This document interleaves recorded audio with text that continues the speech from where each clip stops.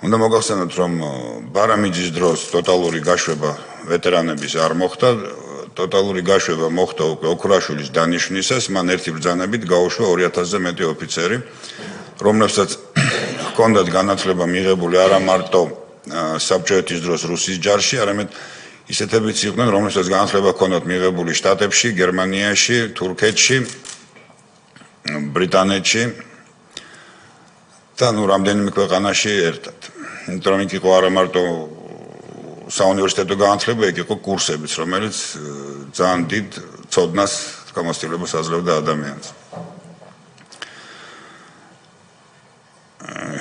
აქ იყო პრობლემური კიდე ის, რომ ის ადგილები, რომლებიც გამონთავისუფლდა და უფროსი ოფიცრებისგან დააკავებინეს უმცროს ოფიცერთა შემადგენლობას, ანუ ხალხს, რომელმაც უნდა ისწავლოს, მიანიჭეს უფროსი ოფიცრების წოდებები და დანიშნეს პოზიციებზე, საიდანაც მათ უნდა ასწავლონ უმცროს ოფიცრებს.